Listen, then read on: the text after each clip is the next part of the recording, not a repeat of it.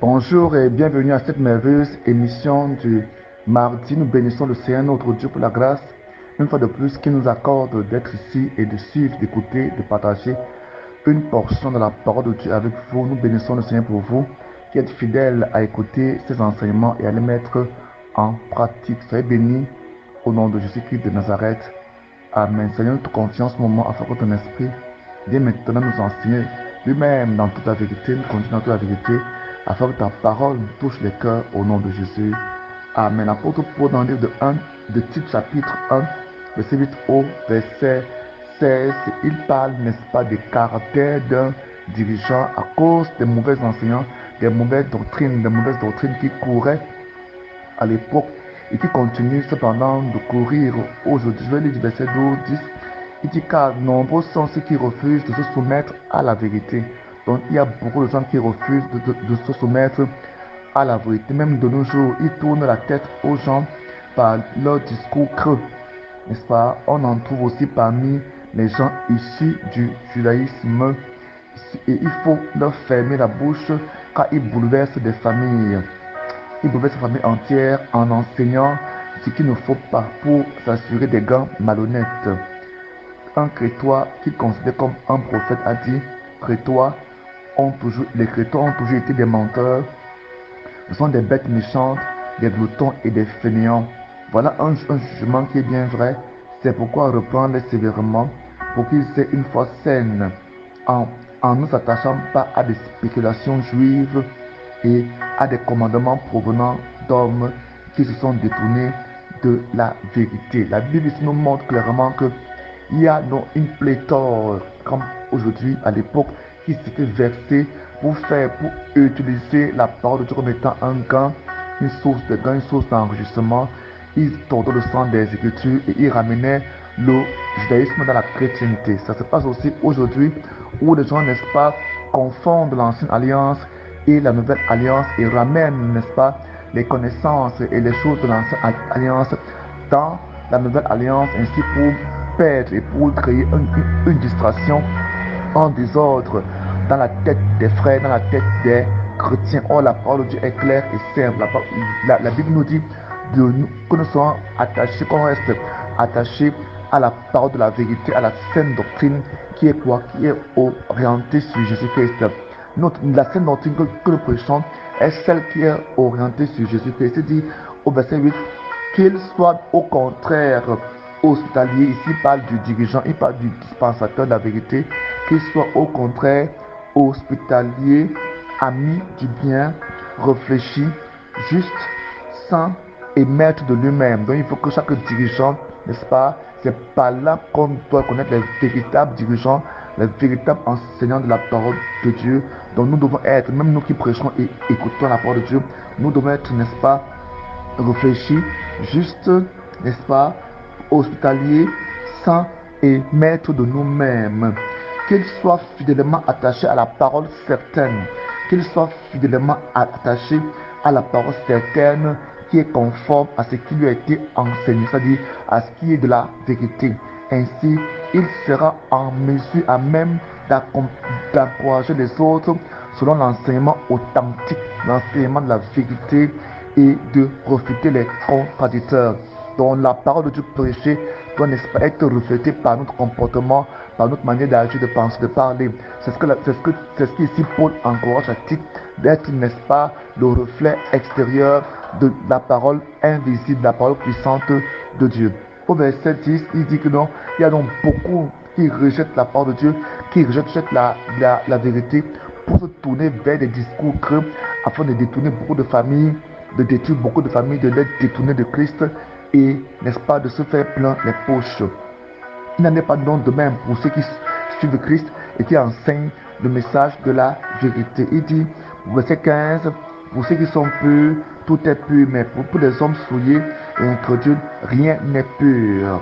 Rien n'est pur. Leurs pensées et leurs consciences sont salies à cause, n'est-ce pas, de leur motivation, à cause de ce qui les motive. Donc, quand nous prêchons Christ, Dieu tient compte des motivations, Dieu tient compte, n'est-ce pas, de nos motivations, Dieu tient compte des motifs qui nous poussent à prêcher la parole. Est-ce pour la gloire de Dieu? Est-ce pour enrichir, pour remplir le ciel? ou bien pour remplir les poches, pour remplir nos églises? Quelles sont nos motivations? Quel est ce que Dieu cherche dans nos cœurs? Voilà pourquoi il nous encourage, n'est-ce pas, à suivre la sainte doctrine. Il dit, voilà un jugement qui est bien, qui est vrai, c'est pourquoi reprendre sévèrement pour qu'ils aient de la foi. Donc la parole de Dieu nous demande de reprendre sévèrement ces gens afin qu'ils aient la vraie foi, afin qu'ils aient la sainte doctrine. Donc la responsabilité aujourd'hui des chrétiens est, n'est-ce pas, d'empêcher la prolifération de la mauvaise doctrine pour détruire les saints, pour, n'est-ce pas, tordre, n'est-ce pas, pour, n'est-ce pas, sortir les saints de la véritable foi. Donc notre responsabilité est de leur apporter la sainte doctrine, la parole de Dieu. Amen. Donc nous devons donc, n'est-ce pas, les amener à revenir dans la sainte parole, dans la parole authentique, dans la parole vraie, et ne s'attachant point à des spéculations creuses, à des spéculations juives. C'est bien écrit, des spéculations juives dans le judaïsme, n'est-ce pas, qui parlent des choses qui étaient liées justement aux juifs. Il faut comprendre que toute la loi de Moïse et tout ce que Dieu a fait au travers d'Israël était uniquement d'ordre pédagogique pour que nous puissions mieux comprendre l'œuvre de Christ. Donc on ne peut plus ramener ces choses-là, des sacrifices, n'est-ce pas, des sacrifices d'animaux et toutes ces choses que Moïse. Autrement, nous devons obéir à toute la parole, à tous les commandements de Moïse. La Bible nous fait comprendre qu'au travers de ces commandements-là, ils n'ont pas été approchés de Dieu, ils ne sont pas rapprochés de Dieu non plus, mais au contraire, lorsqu'ils accomplissaient tout ce que la loi demandait, ils rentraient chez eux avec la conscience de la culpabilité. Donc la loi a été donnée uniquement pour faire comprendre à tout être humain que nous sommes pécheurs et donc nous avons pour conséquence quoi? La mort étant notre salaire. C'était ça l'objectif de la loi, pour nous montrer aussi qu'aucun homme ne peut être approuvé par Dieu, par la loi. Nous lisons cela dans le livre d'Ésaïe chapitre 64, verset 5, là où il déclare que notre justice est comme un vêtement souillé à ses yeux. Donc pour nous montrer que ce n'est que par le sang de Jésus-Christ que nous pouvons avoir l'expiation et la purification véritable par le sang de Christ, non pas par le sang des bêtes, non pas par le sang des animaux, non pas par le sang des taureaux, des moutons, des chèvres et des oiseaux. Donc toutes ces choses prescrites par Moïse, n'est-ce pas, ont été pour nous montrer véritablement la profondeur du péché, la profondeur de l'impact de l'iniquité et l'impossibilité pour l'homme d'avoir accès à Dieu sans sacrifice, et que les sacrifices des bêtes même ne sont pas agréés au Seigneur. Matthieu 12, verset 12, Jésus-Christ montre que la vie d'un homme est plus importante que cette des bêtes. Il dit nous valons plus que les bêtes, plus que les brebis, plus que les taureaux. Donc pour montrer que les sacrifices de ces animaux-là ne pouvaient pas couvrir le péché de l'être humain. Voilà pourquoi Jésus-Christ est venu mourir pour toi et pour moi, afin que nous puissions avoir accès au Père. Donc tout Moïse est un pédagogue pour nous montrer l'impact, la valeur du sacrifice de Jésus-Christ. On ne peut pas ramener les gens dans le judaïsme, apporter les vêtements juifs, apporter, n'est-ce pas, beaucoup de choses des juifs, à faire comme les juifs, ça ne sert à rien. Beaucoup pensent que les juifs sont plus bénis que les chrétiens. Non, la Bible nous dit que Christ est venu afin que nous n'ayons pas les juifs comme les païens à la même part de bénédiction en Christ. Donc il n'y a plus de juifs ou bien de païens ou bien de non-juifs. Nous sommes tous un en Christ. C'est l'évangile qu'il faut prêcher aujourd'hui, au lieu de ramener les frères à judaïser, à aller, n'est-ce pas, faire, n'est-ce pas, prendre l'eau du Jourdain, aller prier dans le tombeau de Jésus, comme s'il y a des choses qui sont exceptionnelles, qui doivent être transmises aux frères dans les vies de personnes qui font ça. Non, c'est faux, ça n'a rien à voir avec Christ. Christ, c'est pas la foi que nous recevons, c'est pas la foi que nous recevons Christ, et nous n'avons pas à l'héritage de Christ, n'est-ce pas? Sauf que nous sommes co-héritiers avec Christ en Dieu, nous sommes héritiers de Dieu et co-héritiers avec Christ. Donc Christ est venu, Jésus est venu mourir pour nous afin de nous transférer le salut et son héritage. Donc c'est ça qu'il faut enseigner aux hommes, non pas à judaïser. Le judaïsme ne sert absolument à rien aujourd'hui, parce que l'Esprit de Dieu se manifeste en Christ aujourd'hui. Soyons bénis ce matin et croyez en Jésus.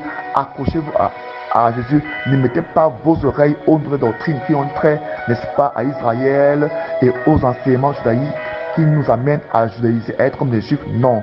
Soyez bénis pendant que vous restez en Christ et que vous demeurez en Christ. Éphésiens 1 à 3. Lisez cela. Vous comprendrez que la bénédiction est en Christ désormais. Soyez bénis au nom puissant de Jésus-Christ. Amen. Mon contact sur le plus 237 695 66 15 25. Mon nom est Blake Bethem. sur YouTube, vous me trouver en cliquant BLAIDE BETSEM. Soyez bénis au nom de Jésus. Amen.